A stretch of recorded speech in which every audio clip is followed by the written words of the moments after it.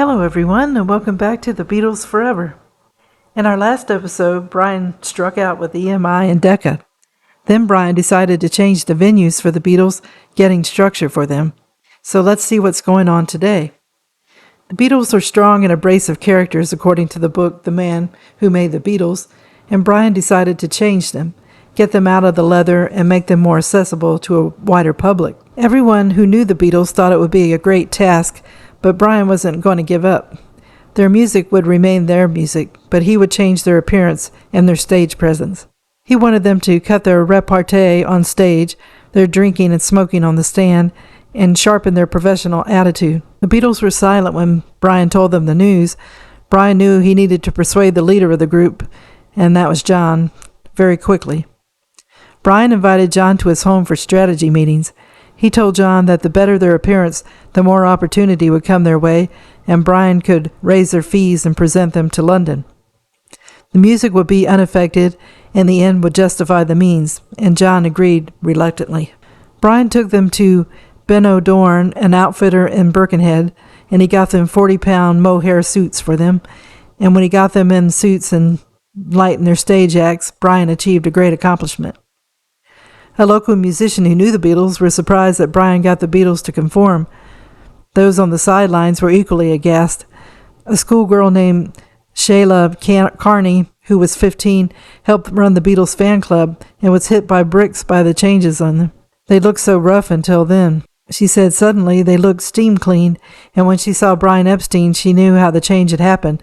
When she saw how groomed he was for the first time, she thought, gosh, such wealth and prosperity. Brian changed him into a mature, palatable, and commercial entity. Brian loved their act with their enthusiasm and razor-sharp wit, and he grew to admire their on-stage personalities almost as much as their performances.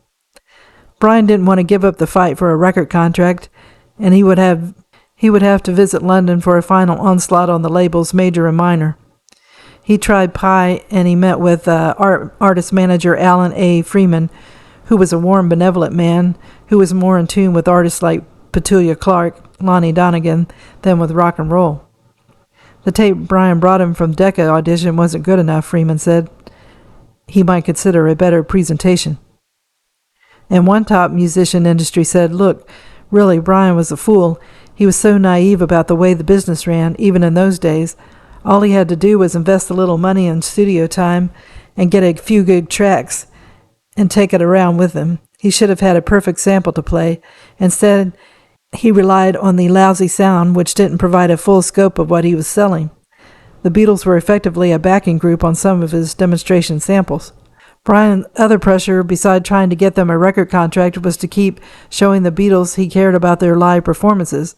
He got them a BBC radio audition in Manchester, which they passed. In midsummer 1962, he finally decided that it was not enough to be a casual manager. He launched NIMS Enterprises, a new company that would be an umbrella for his show business activities. It was a signal that he was serious about pop music and saw his future as a manager. Harry, Brian's father, told Brian to have his brother Clive help him in his business to ensure its success. Clive became a joint director with 50% share. Once or twice a week, Brian would go to London to try a record deal. The Beatles met him on Lime Street Station and asked him, have they signed us yet, Bri? The Beatles had bad relationships with their former manager, Alan Williams. He banned them from his Blue Angel Club. It was a blow to their social lives. They were unable to drink with the other players after the cavern sessions, and Williams did that because he was still mad that the Beatles hadn't given him his commission that was due him from the Beatles for the German work. The Beatles asked Brian to work on Alan Williams to change his mind. Epstein said to Alan, they're very, very sorry for what's happened between them and you. They'd love to come back. They're outside waiting. They've got no social life. It worked, and their relationship with Williams was partially healed. The Beatles, seeing how smoothly Brian was with Williams, hoped he could do the same and get them a contract. Disillusionment was starting to settle in. The Beatles' parents were asking when they were going to get proper jobs, and what gave the Beatles confidence was Brian and his background. The Beatle families recognized his natural air of command. He also drove a Ford Zodiac, totally beyond their reach. The Beatles occasionally mocked his gloss behind his back at the cavern and the pubs. Epstein realized this but never chastised them. To the Cavern host Bob Willer, Brian said, "They can be very hurtful at times, can't they, Bob?" Despite the anxiety about getting things achieved, Brian enjoyed being a manager. Brian showed his support by attending most of the Beatles' performances. He would show up unexpectedly for their shows at the Cavern, and he would say, "Don't let the lads know I'm coming," he would tell Bob Willer. And Willer would get the question from the Beatles, "Is Eppie here? Is he coming?" The Beatles got a foothold in Hamburg thanks to Brian. Peter Eckhorn, owner of the Top Ten Club, came to Liverpool for the purpose of signing the Beatles and other groups for appearances in Hamburg in mid-1962. The first encounter with Epstein was much more money than previously. Epstein wanted DM 500 for each player per week, and Eckhorn offered DM 450, a substantial increase, but Epstein said he would let him know. Okay, the club owner returned to Germany with no contract. 3 weeks later, another promoter arrived in Liverpool. Horst Fauscher was seeking the Beatles to a new, larger Hamburg venue, the Star Club. He too was surprised at the sudden arrival of the well-spoken Epstein in the Beatle lives, but was happy to negotiate with him. Brian asked for and received the DM 500 per person per week that Eckhorn had been unable to match. It was a lucrative deal, and the Beatles were scheduled for 7 weeks in Hamburg, from April 13th until May 31st, 1962. Brian told them they would never again travel by train and ferry to Germany. He would arrange a flight from Manchester. Brian then went on a final trip to London for an appeal to every record company he could reach.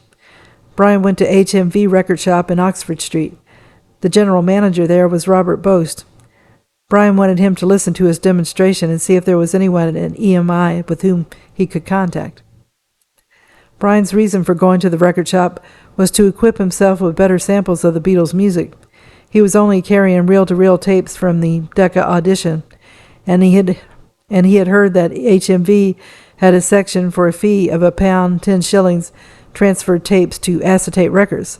That would be easier to play the record for company men, and he needed more than one copy.